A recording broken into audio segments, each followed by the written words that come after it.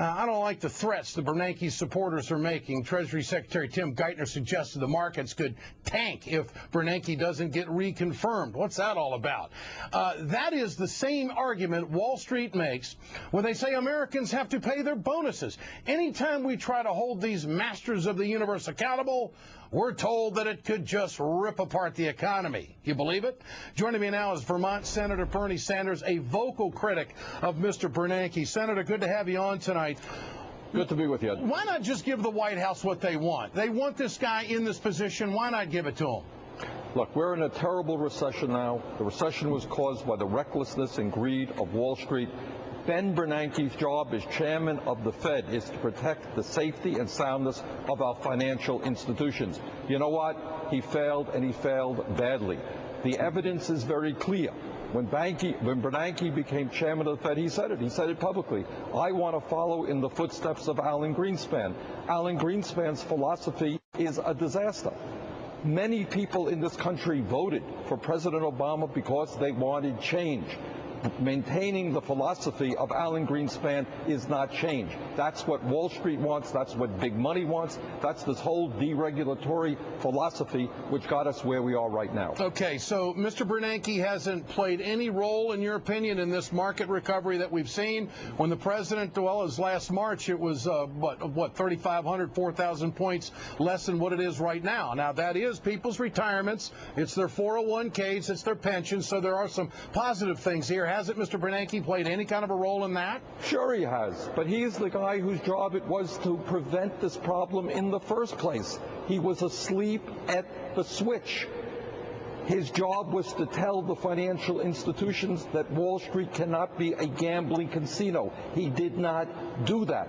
Furthermore, as part of the recovery, he lent out trillions of dollars, at zero interest to large financial institutions. Hey, Ed, do you know which financial institutions received that money and what the terms were? You don't know. I don't know, because Mr. Bernanke is not giving us the transparency that we need. Furthermore, the Fed today has the power to lower interest rates on credit cards in which millions of people are paying 25 or 30%.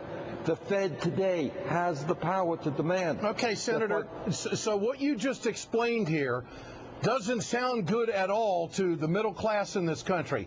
So how can President Obama, and I'm asking you, how can President Obama strike a populist tone and then go ahead and support a guy like Ben Bernanke if it is exactly the way you say it is? Well, Ed, that's exactly the problem. On Monday and Tuesday, the president and his supporters are saying, oh, we got to take on Wall Street.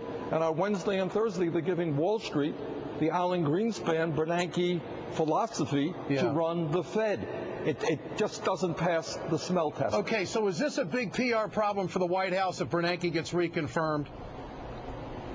I think what it says to the progressive community and to ordinary Americans that when a president is talking about change, I'm a supporter of Obama. I want him to succeed. Why are you going back to Bush? This was not only a Bush appointee, this was a member of Bush's Economic Advisory Council, the chairman of that. Why are we appointing somebody who was active in the Bush administration? And Senator Sanders, what do you say to Treasury Secretary Tim Geithner, who says, well, the market will react negatively if we make this change? Anytime you begin to bring about real change in this country, the big money interests don't want it, and they're going to punish us. If you pass real health care reform, the stock market will go down because insurance companies and drug companies can't make as much money as possible. Don't tell me that there's nobody else in this country, no economist out there, who's capable of running the Fed, but on behalf of the middle class and working class of this country, rather than the big money interest on Wall Street. I just don't believe it. That is just an absurd remark. Senator Sanders, keep up the fight. Appreciate your time tonight. Thank you. Thank you, Ed. For more, let me bring in Democratic strategist Steve McMahon, who can put into perspective from a PR standpoint what kind of a problem this might be for the middle class with the president. What do you think, Steve? I'll ask you the same question. How can the president strike a populist tone when he's ready to embrace the same people that took us down the road of the problems that we had, who was appointed by the Bush administration? What do you think? Well, I think there are two parts to the road that we've been down. The first part was what happened, the reckless excess on Wall Street prior to the collapse of the economy. And then the second part, of course, of the journey is what happened after that.